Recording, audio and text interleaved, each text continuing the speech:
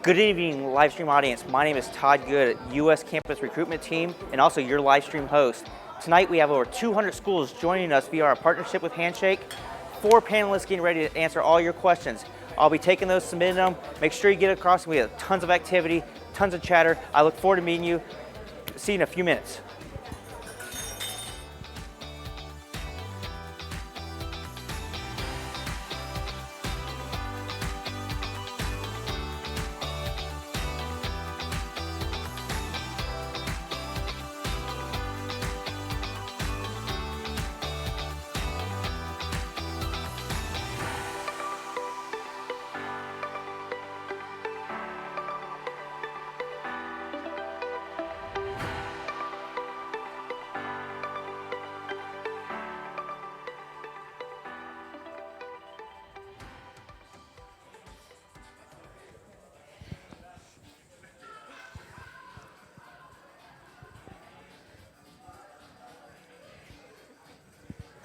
What is this song? I like it. I'm a fan of it. I know this song. I know this song very well. Anytime, Deshaun. No big deal. Are we live yet? About to be, yeah. Okay. We're already having fun here tonight. Hello, everybody. How are y'all? You awake? You guys have been through an intense day. I know, I was there, so welcome. This is our live stream event here at NSBE Conference 2018. We are so excited that you're here. We also have not only you here in the room with us, but we have a live stream audience through Handshake hosted on YouTube. So if you want to re-experience this later, you can re-watch it also. But we're so excited to open this up and have you meet an amazing panelist of IBMers that are here to answer your questions. So basically how we're going to do this quick and easy, so we have 2 audiences here. Anybody that's watching in live, you can post directly to YouTube any of your questions. So just go ahead and put any of those questions that you have in there, and we will be looking at those throughout the conversation. But if you're here in the room, we have these 2 mics set up on either side, left and right. And after about the first 10 minutes, we kind of want to get to know them a little, and then we'll be ready to start the live questions, right? So if you could just line up behind these 2, that would be really helpful. We want to know who you are as well, so if you're answering or asking questions, who are you? What school are you currently attending, or have you attended in the past, and your question, and we'll be happy to address that. So with that, I'd like to introduce myself. My name is Anna McCormick. I'm from Austin, Texas, and I am a talent acquisition professional at IBM. So I really enjoy my job. I love what it's doing, and I love that I get to host and experience things like this with all of you. So I want my panel here to introduce themselves. Deshaun, go ahead. Like Anna said, my name is Deshaun Matias. I am at the RTP North Carolina location. I specifically work on blockchain platform with a focus on automation. I graduated from the University of South Florida, and I'm here to answer your questions. Hi, I'm Alicia. I am a visual designer on the IBM Cloud, which used to be Bluemix. I am from Dallas, Texas, but I live in Austin, Texas, and I graduated from Sam Houston State University. Woo! Oh, pride, all right. So I'm Farouk Basari, originally from Lagos, Nigeria. I'm transitioning between 2 roles right now. So my original role at IBM was a client executive for State of Ohio public sector. So I was responsible for client relationship, and I sold the entire IBM hardware, software, and services. Now I'm transitioning to cybersecurity services for the Midwest. So I have clients in this backyard here. So it's a pleasure to be here, and I look forward to talking to you all. My name is Shelton Jones. I'm originally from Durham, North Carolina. I work at the IBM site in Durham, North Carolina. I am system verification test and PTF coordinator for ZOS Communication Server. I've been at IBM for 6 years, and I'm a graduate of North Carolina State University. And look forward to answering you all's questions today. Awesome. So we're here today to, again, answer any of your questions, but you kind of have a preview of what we do, right, quickly, and you're like, I still don't get it. It's okay. We still don't get it, right? There's a lot that we're still figuring out. But I do want to pose a question quickly to everybody. how did you get into IBM? You know, what was that path look like for you? And I know this question, the answer to this could be years long, right? We could start from the beginning of birth and go forward, but you know, what did it look like after you graduated and your pathway into IBM? Okay, so I actually received my job offer through IBM through a NSBE conference. So. Oh, what? Round of applause. Okay, NSBE. Me, just a young guy in college at the University of South Florida, attending NSBE, I came across the IBM booth. And I came across one individual who's here today in the back, Jody B. Haston. Oh, hi, Jody. At a NSBE conference, I spoke to Jody, and he was impressed by my resume. He liked what I was doing, and he actually invited me to a private career fair event at IBM in RTP, North Carolina, Research Triangle Park. So there I was talking to a bunch of different projects from all across IBM, whether in Austin, RTP, Rochester, Minnesota. And I was offered 2 positions with IBM, and that's how I got my full-time position. Awesome. Been at IBM for 5 years, doing web app development, continuous delivery, automation, and now I'm in blockchain. Wonderful, wonderful. Alicia? So my path is a little bit different. I am not an engineer, computer science major, like most of you guys. I am actually a designer. My background is in graphic design. So the way I came to IBM or found out about IBM is I saw a post on LinkedIn and I just took a chance. My recruiter at the time was actually Anna, so that was actually really great. Yeah, it was really great. So what I kind of did was just apply. I didn't know anyone. I did not know what IBM was doing with design until I got there. So once I got into design and IBM design thinking, it all kind of clicked and it makes sense. So I've been on my same product team since I started in 2016, it was once IBM Bluemix, now it's IBM Cloud. So that's my journey. So mine's a little different as well, not an engineering background, business background mostly. And after business school, my wife and I had this passion, and most people from Africa want to move back home. So I searched for, sales roles in Nigeria and Ghana area, and IBM popped up. The summit program was called Lead into Africa. And after going to business school, you rack up a lot of debt. So I said, okay, I need to find a job. Right? Truthfully, I said, I need to find a job that I can make as much money and as fast as possible. Right? And sales came up, and I saw IBM had a premier training program, the summit program, the best in the world. Right? 6 months of them training you. And then when you're done, they put you into the field. You get autonomy, you get a client set, and you go out and you make things happen. So it fit my personality. I'm an entrepreneur. By background, I had my company in undergrad, was a director of a nonprofit working with the United Nations. So I needed that autonomy, but I also wanted that structure and that backbone that IBM provided. And I chose IBM because I knew that I wanted different types of careers in my life. So I could start out in sales and I can go to another role. So that was kind of my journey, and I've loved it ever since. Okay, so when I was in college, I was in NSBE like you all. So that was a great experience. And then I was also in Inroads, which is an internship program. I'm not sure if you all have heard of that before. But that was an awesome opportunity for me to intern and co-op with IBM and gain some excellent experience there. Once I graduated, I didn't immediately get a position with IBM, so you keep applying. And then eventually my number was called and I was able to come on board. I've been with the same group since I started IBM, but I've had different roles.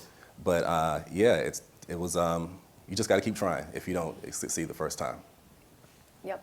Something that I talk to a lot of students about as well is that things change constantly in a business, and one day there's funding and headcount, and one day we're ready to move forward, and then the next day everything changes. And that affects the candidate experience, right? That affects your perception of, oh my God, they didn't want me. And that's not true. Most of the time, that's not true. So, and I know I remember feeling that way too, trying to enter into the corporate world. So, yeah, no doesn't mean no forever. It just means no for now, really. And who knows the reason why? That's why you always want to ask for feedback if you have a contact, yeah. So you each entered different pathways. I mean, you have development and design and sales, and there's a lot of different representation of our pathways into IBM. Now, I'm curious, and I think we definitely have some shared curiosity here about what mentorship. You were talking about the summit program, bringing people in, Farouk. What does mentorship look like for an early professional as they come in, especially African American or a Black early professional coming in? And how are we supported here? How do we support that community? Farouk, do you want to start, and then we can? Yeah. So when you come into the summit program, for example, we started something called the Summit Black Network. And at IBM, you have band levels, right, on your experience and the level that you're in. And immediately, as soon as we came in, the summit program identified what type of mentors you wanted, right? You have career mentors, and you also have personal mentors. And immediately, we partnered new hires up with experienced mentors. And as part of the training, you have to go through a leadership development training yourself, because mentorship is not only about the mentor, it's about you being a good mentee. And that's the cool thing about IBM, is that it's that continuous learning and shaping you to help you be a good mentee first and foremost before you're matched, right? You don't want to go into an organization and say, oh, go find a mentor and it's done, right? So at IBM is that there's a lot of structure, a lot of organization around the mentorship program. It's both formal, but it's also informal, where we have something called Blue Pages. And you can go in and you can get badged to be a mentor, right? And you can find someone that is a mentor and say, you reach out to them. So I have several mentors, some that are general managers and some that are within my role. And that's what I've loved about IBM, and I'm experiencing it today in my new role, because I'm going from a very broad role to a very specific role in cybersecurity with no background. And the first thing I did was I went into our internal tool and I searched for individuals that I thought would be possible candidates for mentorship. Sent them the email, they all responded, and you sit down 30 minutes on their calendars and you decide if this is a good relationship.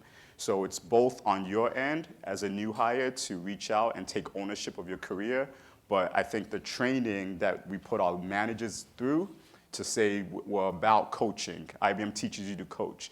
So the organization also has to have that DNA that they understand the value that mentorship brings to an organization. So it's a working stream with both the mentee and the mentor, and I think that's what you should look for, is that structure in place to enable me, but I'll also have the freedom to choose my mentors as I want, and IBM has allowed us to do that. Yeah, and there is constant evolution in that department too. I mean, there's a new software that we're using internally now called Coach Me, and that just launched recently, and so there's constant feedback, and how are you? Is this helping you? Is this not helping you? How can we better help you?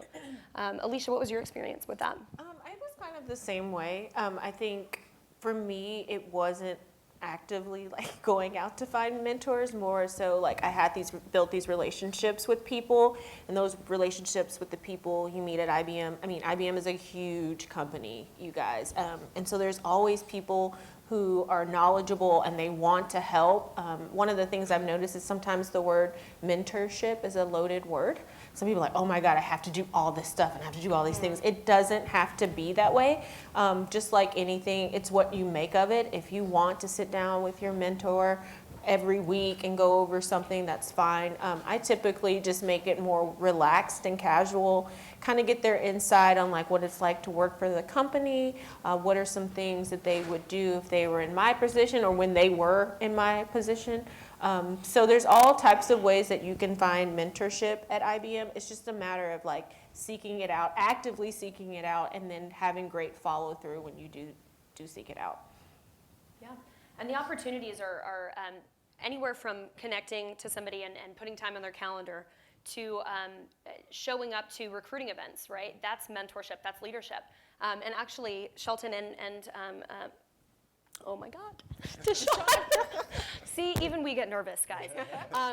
But yeah, both of you actually attended an HBCU hack that we had earlier last year in Atlanta, which was a great opportunity for them too, because you guys came in and you were coaches, you were mentors to groups of students that were coming in and doing hackathons. This hackathon for what 40 hours or so? It was an overnighter. Yeah. So talk about that experience. What did that mean for you to then turn around and be a mentor to other students? Yeah, it was great because from being at IBM and being new, we're used to being on the mentor, being mentored side.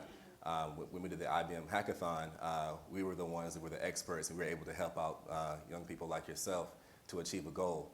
It was a very open-ended setting. It's very dynamic. You're constantly moving. You're constantly, trying to put together ideas and meet deadlines and whatnot, and collaborate. And a lot of times you just need a guiding hand, and that's where Deshaun and I came into play. We tried to, have a hands-off approach, let the students, come up with their own ideas and ambitions and whatnot, but then just coach them along the way. So that's pretty much what our mentors do at IBM. I have technical mentors, I have managers, and it's not always going to be your own manager that's going to give you the best advice. There's other managers and great people out there that are willing to help. The network is really great. Plus you have diversity groups. We have the Black diversity group in the RTP. We have the Asian diversity group. And you don't have to necessarily be Black or Asian to join them. Like I could join the Asian diversity group. I'm not Asian as far as I know, but you can do that. But yeah, back to Atlanta. It was just a great experience to work with young people like yourself and help you all achieve a goal, and something I look forward to doing again in the future. Yeah. Anything to add? Yeah. So just to piggyback off of what Shelton was talking about, this HBCU hackathon that we had, the role was reversed. I'm used to being the mentee, the young guy, getting all the knowledge from the gray heads, and one of them is in here. One of my mentors is in here, Mr. Norm Walton, and he's leading that HBCU academic initiative. But it just felt good to be on the other side, have those role reversed, and to get that experience to be able to mentor young students like yourselves. And so when we're always reaching back, so that that chain is always moving. Once the older and my mentors get out, I can do the same thing and take the initiative and fill in for them, and just bring you guys up. So it was a humbling feeling to actually go back and reach back to students, because I was in your predicament at one point, looking for somebody, looking for guidance, and I just wanted to be there to give back. I think, just to also piggyback off of what Farouk was saying, it's finding a mentor within IBM is very informal. We have Slack now, a Slack Enterprise, our communication tool across all of IBM. And I've found people that, from a technical mentor standpoint, that were exceeding in tools or knowledge that I wanted to, learn more about. And I just did a search in Slack, and I was like, I need to set up a meeting with this guy. And a lot of IBMers are just willing to help, willing to open up their calendar to give you that help. And we're all a company. We're all, in it for that, for the same thing. So it's a very informal experience. And, if you're aggressive enough, you'll find that mentor and the right mentor for you. Yeah, and you really focused on something that's very important, that we feel like, we're just beginners, right? I've got nothing to mentor anyone else about, right? That's not true, and participating in events like this and coming in, and especially being hired out of NSBE and being back here again just a few years later. Right. I mean, that's a really big deal. Yep. So, we've gotten started on the conversations here. I know that there's questions from you. So if you want, we're now going to accept anybody coming up to the mics here. You do have to stand up and come to the front. It's going to be all right. It's not too hot up here. But yeah, anytime, we're going to keep talking, but come on up to the front. And anybody willing right now? Oh, here we go. I love it. Yeah, let's give a round of applause to our first brave soul. All right. And just say your name and your university and what you're interested in. Hey everybody, my name is Jean Leconte. I go to St. John's University, study risk management and computer science. And my question was to Deshaun. So you mentioned you work in blockchain now. So I'm just kind of wondering how you got that skill set to work in blockchain, or did IBM help coach you with that, and kind of where you see blockchain going with IBM? Okay, so IBM, what I really enjoyed about IBM is the flexibility. I've been in IBM going on 5 years, and I've had a broad range of experience, being from web app development for one of our marketing tools to market our products, continuous delivery for a specific product, and now into blockchain. So I've had a wide range of experience, and my experience from my previous roles is what helped me, and also definitely my network, my mentors, is what helped me gain passage into get into the blockchain platform project, something that is cutting edge technology, and to be on the front lines of cutting edge technology was something that I'm excited about, and I go to work, every day ready to, find out something new, deliver new patents, and I have patents pending now for blockchain. So.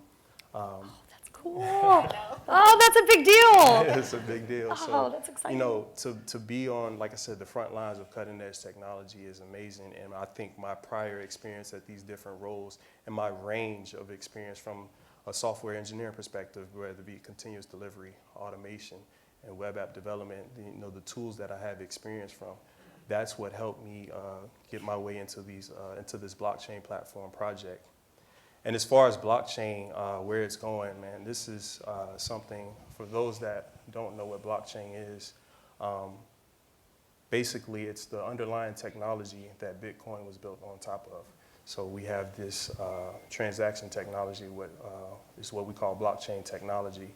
And I think this is something that's going to change every industry around the world. And it's something that's going to impact our everyday lives, even if you don't know it. Feel free when we, chat more in the informal session. I'll talk a little bit more in detail about blockchain technology and my experience. Wonderful. We'll take a question over here. Thank you.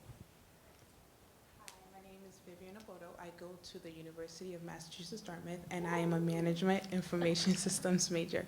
I wanted to ask, in your own words, if you could explain the culture of IBM and how that's influenced your work.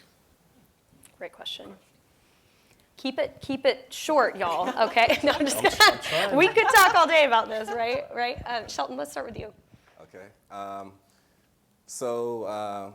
You'll probably be a minority in whatever team you're going to be on. That's okay.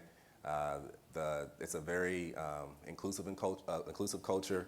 There's plenty of people that want to help you succeed and want you to do well. And again, you still have your diversity groups that you can go to for additional guidance and whatnot. It's important to keep a work-life balance. IBM is like any other competitive company right now. They're going to demand a lot from you, so you have to make sure that you also take care of yourself on the other side and you keep a healthy balance. I can't remember any kind of cultural problems. That's great. Yeah. That helps everyone right now. Yeah, so there's no red flags there. It's once you get there, you're always going to feel kind of alone. That's natural, but you'll see that you have great people around you. You meet all kinds of people at all kinds of events. Deshaun and I met in a basketball league, right? Yep. Won the championship, by the way. So yeah, don't. Yeah. So, don't what? Yeah, don't try and hoop with me. Oh, okay. That's not what you want. But I'm just playing. So yeah, culturally, it's on the positive. I've had a great experience at IBM. Farouk? Yeah, happy to go. So I think I've had the pleasure of being in different business units within S&D. So the cultures that you'll find in HR is sometimes different from what you find in sales and so forth. So I'm going to speak from a sales perspective what the culture is like. If you know sales, it is a high pressure, right, quarter to quarter sometimes environment. But from a cultural standpoint, I think the main thing that I take away from IBM is that continuous learning and innovation DNA that we have is that you are going to be challenged, right, with your thinking, right? It's not about, oh, I know this now and I'm just going to cruise through it and I'm going to be okay. So if you're someone that wants to focus on continuous learning, especially with we use Watson technology internally as well. So they track your learning, 40 hours a week learning that is tracked, right? So IBM is all about that continuous learning focused on innovation, right? That's our value. And cultural-wise, when I think about IBM, I think about trust, right? So as someone that, as a global company, we do business everywhere. And every culture has a different business standard, different rules. So if you go to the Middle East, there's certain things that you don't do, right? On a Friday, you may not want to schedule a meeting. So because of that cultural and global landscape that we operate in, you find that a lot of the managers are culturally sensitive, right? So it's a culture of that inclusive, diverse culture where even our managers go through a training called unconscious bias, right? And it's about what are kind of the biases that you have about someone that you don't even know. So again, if you notice that theme is that continuous learning, continuous improvement DNA that we have. And I think what I like about IBM is that DNA part of it, and then also the integrity of IBMers, right? I'm in the public sector at IBM, right? We don't give money to super PACs, for example. So as someone that I like to be straight about the business that I do, so I think I love IBM's trust and integrity that we've developed with our clients, and I think that weaves in internally as well as what the clients experience. Yeah. So. I think for me it's a little bit different because I am in design. Design, I would say we definitely have a great balance of work and then your personal life. I think for me as a designer coming into IBM Design, which is fairly new to IBM, there's still like a lot of learning curves to understand, not just with design, but with people who are not designers and people who don't think like we think. So getting people on board with that has its challenges. Overall, I've worked with a really great team. I have a great manager. I have a really great design lead who encouraged me to do things like this, come and speak, or talk about diversity and talk about inclusion. I've never personally felt like I was alone in the sense, yes, there's not as many brown people in design, but I've never felt like there wasn't someone that I could talk to or that I could relate to. I think that's just each team has their own thing that's different in the things that they're working on. Overall, as a woman at IBM, I think it's been just a great opportunity for me. I've come from companies where not only where I was paid less, I wasn't valued as much as a male counterpart. I think at IBM, I feel like I'm on equal footing with all my coworkers, whether they're younger than me, older than me, black, white. And that to me has been the biggest benefit of being at IBM. I feel like I have a voice where I didn't have it before. I think one word that I'll use to describe the culture at IBM is collaborative. Being that we work in a collaborative environment. Your co-workers are right next to you, sometimes maybe too close to you. But definitely collaborative. Where to the point where we're working on a certain problem every day together, and you have, just the freedom to ask someone for that help at any point in time. So I'll just say collaborative and keep it short, because I know we have other questions. Absolutely. So before our next live question, I'm going to turn it back over to who we have virtually too, because we've got a virtual audience as well. So we have a great IBMer in the back, Todd Good, who's been monitoring all of these questions. So Todd, what's a question that's come in through our live? Well, Sheena Moore from UT Austin has a question directly for Alicia, actually a two-part question. You touched upon it a little bit earlier, but what are some of the challenges you face as a woman of color in the tech world? And additionally, she just came across and said, can you talk a little bit more specifically about what opportunities IBM has given you as a woman of color? So what I've came across as a woman of color in the tech world is that there's not a lot of women of color in the tech world. That is the biggest hurdle I think that still needs to happen. There was recently in Austin, there was a speaking engagement that was happening by not IBM related. And I'm looking at this panel and it looked great. And the panel of 12 women were all white. And I'm like, I know we have a diversity issue, but like you couldn't find one person of color, one brown person of color. So for me, my objective and goal for myself is to start speaking more at those kind of engagements and start calling people out when I see something like that, because we're in a society, and we've always been in a society, where there are people of different backgrounds, races, religions, and people should deserve the right to have people on stage that look like them. Like, we just can't, we gotta stop doing that. We can't get around it. So what was the second part of the question, Todd? Oh, opportunities. I think for me, the opportunities, at least now versus when I got out of school, are greater. When I got out of school, I didn't feel like there were a lot of companies that were trying to target minorities or women of color. It was all like, like fend for yourself. Of course, I graduated at a time where the economy was not great.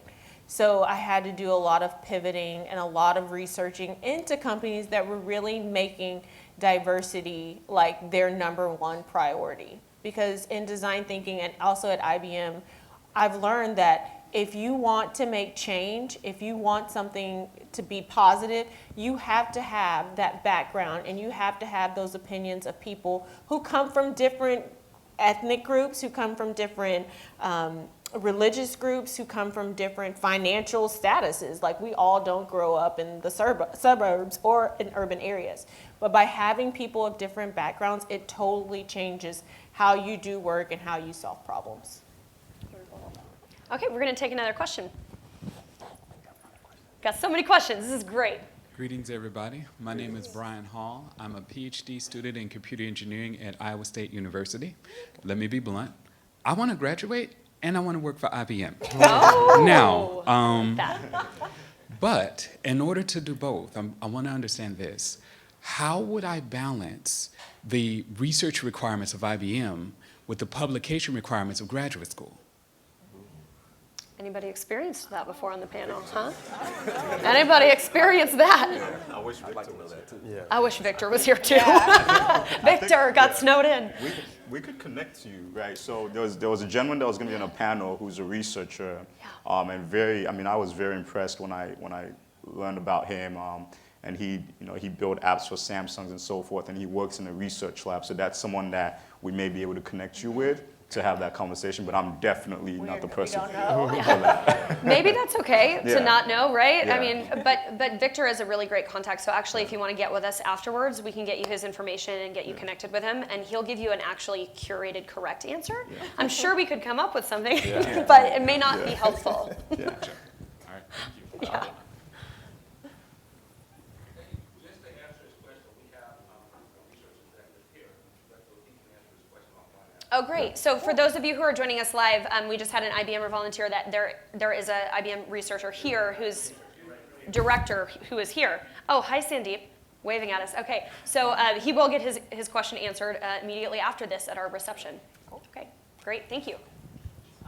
Kazi from the University of Florida, Go Gators. So my question is, when I said the phrase Watson, what do you envision? And to make it fun, we could do either one-word response or one-sentence synopsis. Oh, I like this. This is for everybody on the panel. Oh, I can answer? Yeah. Oh, yay! Oh, okay, now I'm nervous. I'm gonna go with what I see Watson being is a way for humans to be less biased. I'll say a game changer. Watson's capabilities are just limitless, and we haven't been able to utilize. In some cases, enterprises are not able to tackle and utilize the capabilities of Watson. Okay, so 7 sentences, but no big. Yeah. I mean, Game changer was the word. I'm just kidding. I have 2 words. It would be powerful and ambitious. I have a lot of words. You're not a nice guy, no, just joking. No, so I would, because I have experience, with a city government actually using Watson to do this, I say saving lives. And if you want to learn more about that, I can talk about that. But Watson can actually, using Watson can actually save people's lives, right? Because of the industry that I'm in, public sector, healthcare, city government, education, I'm seeing the impact Watson's having, so. I'd say revolutionary. I don't think the world has seen something on the level and capability of Watson yet. So it'll be very interesting to see what kind of strides are made. They've already been making awesome strides, so it'll be very interesting to see what kind of strides are made in the next few years. And we did have a question come in before this. We were accepting questions. And a question that did come in was, what is Watson? Explain it like you're explaining it to a freshman in high school or freshman in college or whatever. So Farouk, could you tackle that for us? What is Watson, just generally speaking to the general public, whether you're a developer or not? Okay, so I won't go from the developer side, I'll go from a business side. There we go. Go that way. Right, so Watson allows you to take a lot of data, right, and it makes recommendations to a user, right? So a doctor could use Watson to say, okay, I'm going to take all this data in, input it, and I want you to rank based on that data what actions I should take for an individual. That's the way I see Watson. It's taking a lot of data and simplifying that data for the end user. But then you can get deeper into it and say what types of data. 80% of the data out there is not searchable, right? Only 20% of the data is actually searchable. So Watson now allows you to search and use data that is not searchable, visual, speech to text, and so forth. And that's where the power comes in. It's a data that's not searchable that you can now use for business decisions. That's from a business standpoint. And I think these guys can get into technical for you. So. No, I think that was a pretty good start. So we have plenty to talk about with Watson. I mean, all day we could talk about Watson, but you're here, so we're going to answer your questions, right? Hi, everybody. My name is Sina Adus. I'm a freshman at Georgia Tech studying international affairs and a minor in computer science. And I'm interested in gaining experience in cybersecurity, so my question is geared towards Farouk. I'm wondering, you mentioned how mentorship has helped develop skills. So I'm wondering, as someone who doesn't have as much technical experience, especially as a first year and a liberal arts major, what's some other advice you have to prepare me for a future in cybersecurity work? Okay, cool. Thank you for your question. So I was in your shoes 2 weeks ago, right? Because I got promoted into a new role from going from broad, right, where I had to know everything from an IBM technology standpoint, hardware, software, and services, to being focused in cybersecurity. And like I said, not engineering background. So first thing I did was that there are a lot of certifications out there that you can take, right? Don't use your not being a technical person as an excuse, because like I said, IBM's DNA is continuous learning. Mm-hmm. So immediately I went on CompTI, right, security, and I enrolled in a course, right? This is outside IBM. Right, so I think that's the first thing to do is to identify what skills gap do I have as an individual and what do I need to do to fill those skills gap. Second thing I did is I went internally at IBM Blue Pages and I found 3 mentors, right? And I asked them to give me what I should be focused on, right? And if they could mentor me, and that's kind of the journey I've been on now. And ironically, one of the mentors is who's helping me with a deal that I'm currently working on in one of my territories just from that connection that I made. Right, so don't use your not being technical as an excuse. Find certifications both when you join a company as well as outside. IBM does a badging program now, right, that we can all get badged for specific training. Take all the training that you can do, and then find mentors both internally and as well as externally. And then the last thing is read publications about cybersecurity. So one of my mentors said, read 2 articles a day, right, about that industry that you want to go in or that technology you want to know more about. Because as you're reading those, you're actually gaining that knowledge that you can start to apply when it's needed. So those are the 3 things that I would do, right? Certification, find mentors, and read articles that are internal as well as external to your company. Awesome. Thank you so much. I would like to add something to Yes, that. yeah, please. I would like to say that no matter where you work, or whether it's IBM or someplace else, hopefully it's IBM, just keep in mind that it takes a while, 6 months to a year, to gain what we call domain knowledge. And domain knowledge is the idea, like you have an idea of what you're actually doing. Yeah, because when I started on my team, it's like people are giving you pieces to a puzzle that you haven't seen the whole puzzle yet. They're just like, here's a little bit of the puzzle, and you're like, well, what do I do with this? So I always tell myself, like, as much as we're ambitious and we want to do things and know things right away, like, take that time to really learn about your domain and really understand what's happening. Because at IBM, we are large. So your piece of the puzzle is just a smaller piece of a bigger piece of the puzzle. So always just keep that in mind. Awesome. Thank you. You beat me to my second question. Actually, go ahead. Oh my gosh, let's do it. I think, Please. I think this is something for everyone, not just, cybersecurity related, all industries and every major in here. what Farouk mentioned and Alicia talked about is like forecasting your skills. So understanding where you're going to be in the next 5 years, where your industry is going to be in the next 5 years, forecasting those skills. And I would say to add on, doing side projects. For computer science majors, you're minoring in computer science, correct? We have GitHub now, so there's no reason why me as a recruiter shouldn't know what you're doing from your GitHub profile. If you don't have experience, create a side project forecasting your skills, and you have your GitHub profile and put it on your resume. And that way I can say, okay, she does have experience, somewhat experience in this industry, whether it be related to cybersecurity or computer science for others. And that's the experience right there that'll bring you into closer to getting that internship with the company. Awesome, and thank you guys for your time. Yeah, thank you. Hello guys, I'm Zeman. I'm an international graduate chemistry student from University of Massachusetts, Dartmouth. And my question is for all of you guys. My question is, how do you see yourself in the IBM in 10, 20, 30 years? Who wants to go first? Who wants to go first? Yeah, go. I'll go. So I like to plan out my life. I was taught this, when I was coming up as a student, to plan your life in 3-year increments because a lot changes in 3 years. And I graduated 2013, and my degree was obsolete within 3 years because technology was just constantly changing and rapidly changing.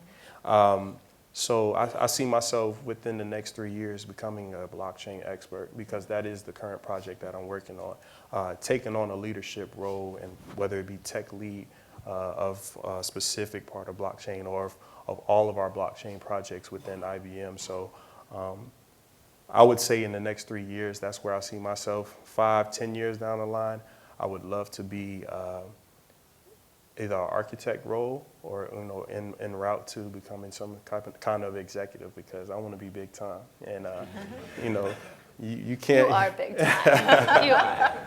And you got to shoot for the moon. If you miss, you're still amongst the stars. So, that's my plan.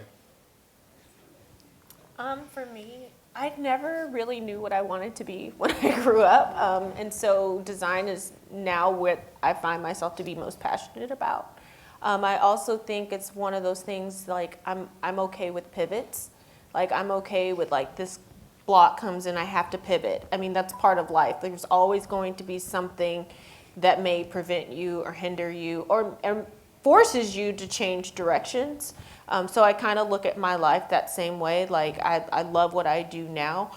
I don't know what I'll be doing in 3 to 5 years. Hopefully still design in some capacity. I don't know if that means a managerial role. I don't know what that means yet for me. Hopefully, ideally, I would like to get to the highest level at IBM for design, which is a distinguished designer. What that path to being a distinguished designer looks like, I don't know. I may start the path and be like, oh no, I don't want to do that, because that's what happens sometimes. You find different interests and different passions and different teams and different technology. Technology is constantly changing. It just kind of forces you to adapt, or you can stay stagnant, but hopefully you will adapt, learn something new, and just keep it moving. So I'm going to answer your question, but I think what will also help is to talk about the IBM process that enables you to think about what you want to go. So we have internally something called Checkpoint, and it's you sit down with your manager and you go through your career goals, and it's very intentional, and they give you various career paths that you can take. So you're not just at IBM saying, okay, what am I going to do next? And you start talking with your manager about what a year from now looks like, right? And I think that's very vital to the company that you join, is that what's, an idea of what you want to do next. Okay, so I think that's where the value of IBM comes in. Specifically for me, the next role that I would like is a first-line management role, possibly within security, with the end goal of being a general manager for Middle East and Africa. So that's what I came to IBM with that mindset that I wanted to lead our Middle East and Africa business. So, I would say in the next 3 to 5 years, I would love to be an SME for Z. An SME is a subject matter expert, and that's pretty much somebody that's very knowledgeable in a certain area of our business. I think I'm on my way to doing that for Z and ZOS and Communication Server. But again, I like to piggyback off of what Deshaun said, that technology is changing so fast. You're not really sure where the next avenue is going to be. So go ahead and set your bird's eye level goals and say, like, I would like to hit these benchmarks, but know that the path may not necessarily be what you intended. All kinds of technologies are coming along.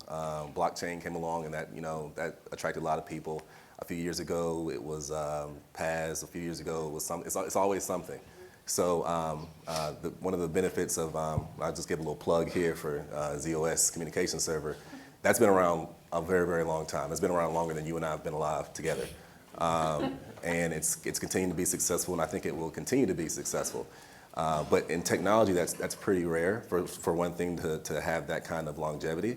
So, set goals for yourself, but also be prepared to change. Always be creating. One thing that will help you throughout that process is to develop patents, and IBM is very supportive of that. I think we're the world heavyweight champion in patents for like the last 15, 20 years in a row. 25, yeah. So, that's what we do. So, that's another way to, get your, creativeness, keep, developing that and whatnot.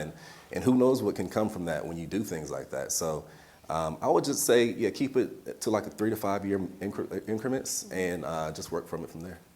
Yeah. And I think I shared this with some of the candidates that I met in the hall there. And one of the reasons, if you ask any of us, one of the reasons why we came to IBM is because of the size of IBM and the types of career that you can have at IBM. You'll find people at IBM that they've gone into many different roles, right? And then that goes into what you're hearing here is that you can start out in one field and then end up in HR because your interests change or you just want to gain a different experience. So that's what one of my considerations that I had is that I wanted to be at a company that I could grow in, but I didn't have to be stuck in one role, and I'm like, okay, I'm bored of this job, and my only way to find something else is to go back to the outside and go try to find a job. I wanted to stay within a culture that I liked, and I liked IBM, and I wanted to grow within IBM. So that's one of the reasons why I came to IBM. So. Wonderful. Thank you. So we probably have a good, 10 minutes or so before we stop going live, and we can continue a conversation here in the room as well. So we'll keep taking questions. I just want to give us a little time box so that we know how much we have left. Hi, how are you guys doing? Good. My name is Maribel Abel. I'm from Sam Houston State University. That's how when I heard it, I was like, your point. University. Okay, I feel like you guys probably already answered this question, but as far as the advancement opportunities that comes with IBM, how's that process? How do you feel? I heard you talk a lot about the not being cybersecurity, and although you took a class. Was it just taking a class, or was there someone? You guys talk a lot about having a mentor. Like, how's that process? Because I love the fact that, you can start off as one thing and you can grow as something else, which is very encouraging. Like you said, you don't want to switch. Like, if you love a company, but if you want to do something else, like, you don't have to worry about switching roles. So can you speak more about the advancement opportunities? And does it have to also deal with your personality and the kind of person that you are? Okay. I'll go. Yeah. So I would say when it comes to advancing, not even within just IBM, in life period, always have your pies baked all the way through. So pies being your... Okay, Chef Watson over here. Chef Watson. Dang. Have your pies baked all the way through. Joke. So P, your performance. Make sure that, if you're going to say you're going to do something, that you do it. Your performance is outstanding. I, your image, visibility. Make sure, you're coming to work sharp. You have everyone likes you. You're seen. You're well known around and not just, like I said, not just IBM, you're just well known. Your image is well known. E, your exposure. You're exposed to outside of just what you're working on. From the exposure standpoint, I don't want people just to know me from my project. I want exposure from other projects across business units within IBM. S, your sponsor. Make sure you have somebody that's above, that's a decision maker that can get you to that next level and can vouch for you. And before you get to that sponsor, you have to have your performance, your image, and your exposure right. Pies. Pies. P-I-E-S. Everybody got that? Wrote it down? I'm going to need to write that down. Me too. I'm That's gonna a write great that down. answer. That's good. Yeah. One of the things I learned at IBM is that you're in control of, and really in any career company, you're in control of your own job, your own career. If you're going to sit there and just do what you do every day, then you'll get what you've always gotten. But for myself, I consider myself to be very ambitious, very outspoken. I pretty much have like an idea of what I want to do next. So that's just me personally. But I've never heard of a manager, at least at IBM, tell someone else that they couldn't go do something in a different career path because they needed to be on this team. So one of the things is I say, be in control of your own career. If you see a job opportunity that's different than the one you're in, start networking, start talking, reach out to that manager and say, hey, I've been thinking about this. I have no experience in it. Can I schedule some time? And maybe you can have those conversations, and that manager, you just never know. Sometimes managers are really willing to let someone else come on their team who has no experience, because all of it, anything is about being innovative, is always challenging yourself, learning something new, doing something different. So I always say, like, never be afraid to just take that leap. You just never know where it might land.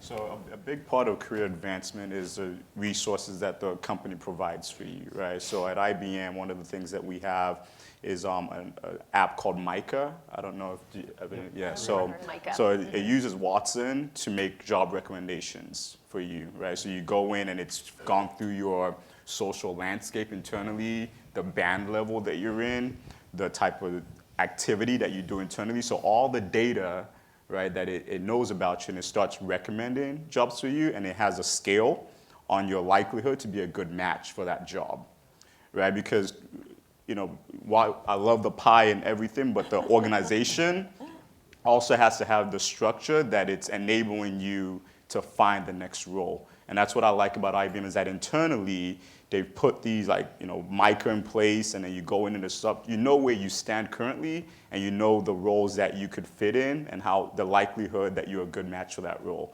So that's what I've liked. And as far as career advancement, when you start a new role, have that conversation with your manager about what you want to do next. And the best way to get the next job is to be excellent at your current job, right? Just focus on your current job, do a good role, be good at it, and you will get that next role. So that's kind of the two sides to it internally, as well as the conversations and what you drive in your role. Micah and pies. Yeah. Both, not one or the other. Yeah, to piggyback off of what Farouk said, handling your daily responsibilities efficiently and effectively is very, very important, obviously, for managers and for your team.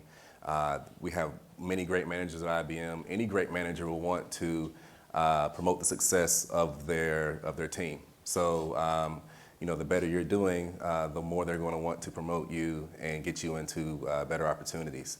Also, there's so much education that's internally at IBM. I mean, you can always take a class. There's online classes that can further increase your skills. There's external classes. I've taken external classes as well at IBM. Again, I can't stress it enough, always being creative and trying to develop patents and whatnot. This is also something else that will distinguish you from your peers. I have patents. A few of our colleagues up here have patents, and so it's something that, and even outside of IBM, it's something just good to have. It shows that you have a very creative nature, and your ideas have real value. We also have something called Blue Ops, where if you see another opportunity within IBM that you have interest in pursuing, you don't have to necessarily uproot yourself from your daily job and go pursue that. You can, you know, contact that team or that group and say, hey, look, I'm interested in your sector of the business. I would like to, you know, have a couple of assignments and maybe see if I can complete those for you. And it's a benefit to you because you get experience in something that you are interested in. It's a benefit to them because you're taking some work off their plate and helping them out. So it's a great opportunity as well. Again, there's all kinds of opportunities within IBM once you get your foot in the door. I told this to everybody that came by our booth today, that don't get worried about, okay, I got this job at IBM. It's not really what I wanted. I'm worried about being there for 30 years and just being miserable. That's not going to happen. I don't know. Yeah. I don't know the statistics, but people change jobs at a rate now we haven't seen this before in history, especially in technology. So, the important thing is to just, of course, handle your daily responsibilities, and then always keep your eyes open and use the tools. There's so many tools and resources within IBM. I've never seen anything like it before in any other company that can help you develop yourself as an individual. So, yeah. Yeah. Awesome. So we have probably about 5 minutes left, and we have 2 questions here in live, in person, live, whatever. Hello, my name is Cedric Nicholas. I go to the University of South Florida. I'm a computer science student. Go Bulls. Yeah, so I wanted to know, as far as the mentorship, how does that sort of prepare you for training in management and executive roles? Because apart from being an expert in your own field, that goal, at least for me, is to ultimately move into a management or executive role. So we have what you call executive assistant roles. So before you become an executive at IBM, you can do 1 or 2 things. You can do an international assignment, or you can become an EA. It's an executive assistant. So you spend a year with an executive, and you have access to their email, and you're seeing all the activity. You're attending all their meetings, right? So that's one of the formal things. And then IBM has different management programs, like internal training programs, that it takes you and it matches you. In the Summit Block Network, right, when you come in, right, you have the different band levels. We actually match you with band 10 and higher. And then Crystal's here, right, back there. So she helped us with that, where one of the directors sent us a list of the executives that are getting mentors by the higher ups, like Ginny Remedi and maybe 2 levels below. They're getting mentored, and they ask them to mentor new hires. So my Summit Block Network, the organization that I led, was responsible for bringing on the Summit hires and then matching them with a band 10 or higher executive. And we put all the mentees, I think I shared this earlier, through a training program.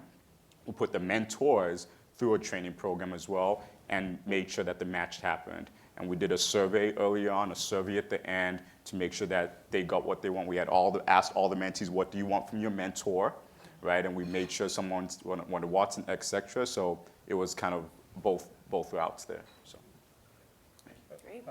And just add on is, I think when you're mentoring somebody, I think it prepares you for you asked for preparing you for the managerial experience or getting into those managerial roles. When you're mentoring somebody, you're adopting those people skills. You're interacting with different people, and even as a mentor, these people might not come from the same background as you. Being able to understand what they're looking for and their needs, and that's some of the same experience that you're going to have to utilize as a manager. Being able to be a people person, because you want to, as a manager, you just don't want to be, all work. I have a lot of our managers, and they do this really good at IBM. They key in on a lot of, actually, personal communication with you. How are you doing as a person besides work? How's everything in life general? And then, we'll get into the work stuff. So I think when you do mentor someone, you adopt those skills. Thank you. Yeah. Our last question in person. My height kind of stops microphones from me. But, good afternoon, good evening. My name is Stephen Sam. I'm a junior computer science major at the University of Connecticut. This is for all the panelists.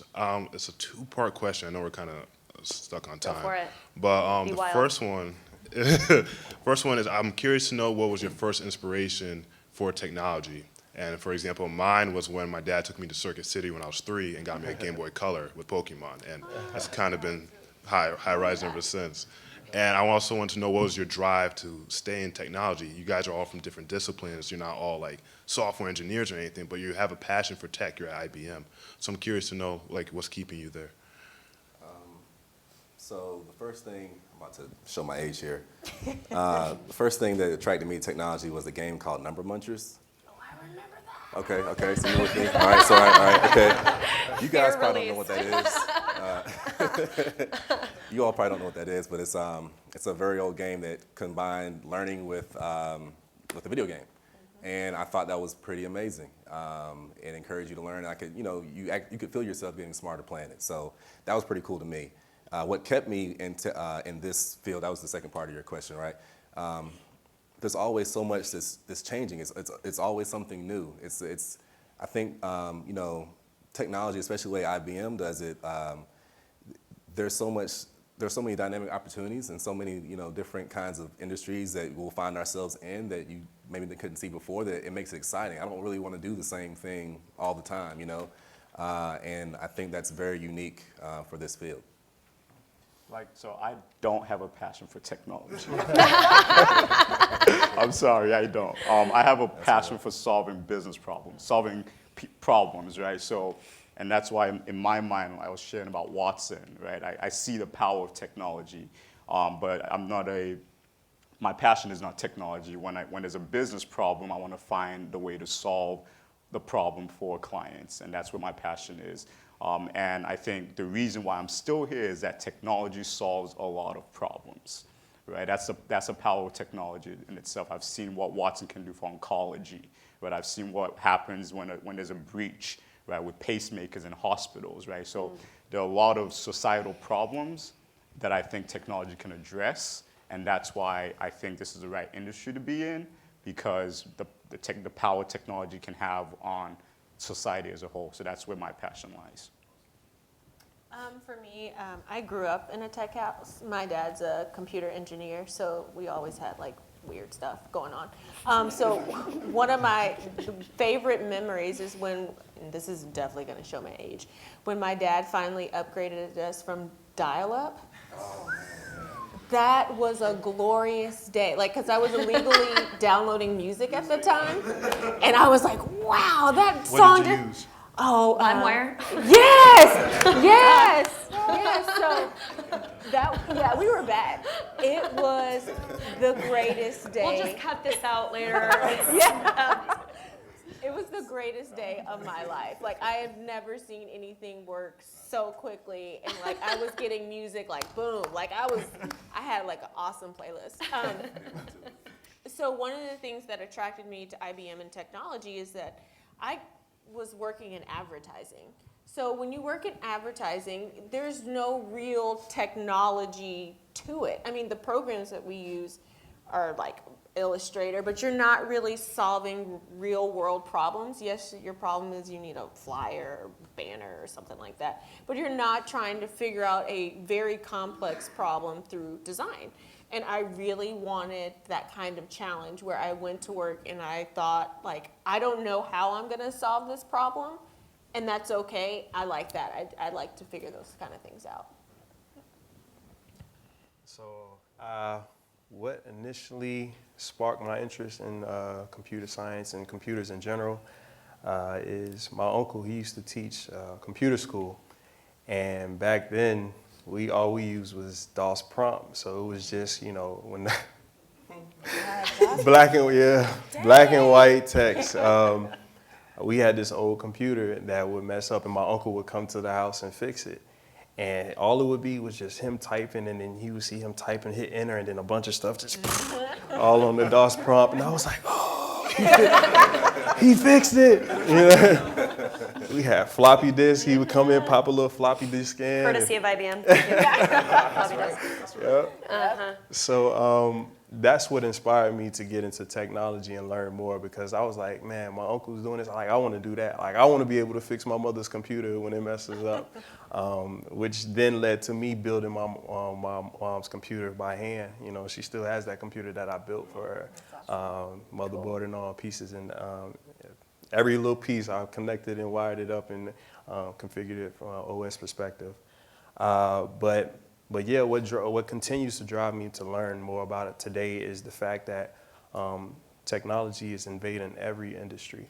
I love basketball, and to see how technology has grown even in basketball, and that's kind of my passion, just to do, sports integrating sports and technology. That's what I love to do. So, they wear sensor devices during the games that kind of lets the coach know, okay, his heart rate is too high, you need to get him out the game. So stuff like that, it's just wow, that amazes me, and that keeps me going. And I'm very interested in blockchain technology. This is why I'm pursuing that project. So just all of the knowledge that is out there is never ending. And I love to learn about something like that that's never ending, is always changing, because you never get bored. Yeah, absolutely.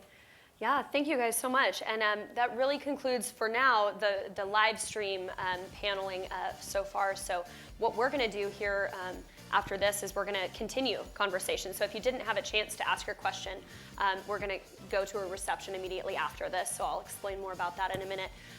I know questions came in through our live participants on YouTube via Handshake today. I want to thank you guys for viewing, and thank you for asking your questions, and keep this conversation going, especially start these conversations on social. IBM North America Careers is our large Facebook page and Twitter, and we want to hear about this. We want to have these conversations and bring this to light. So with that, let's give a round of applause for our panelists here for being. A round of applause for you. Thank you so much for coming, and for everyone watching, thank you so much. Continue to find more online, ibm.com/jobs, and we're so excited to have had this with you. Thank you.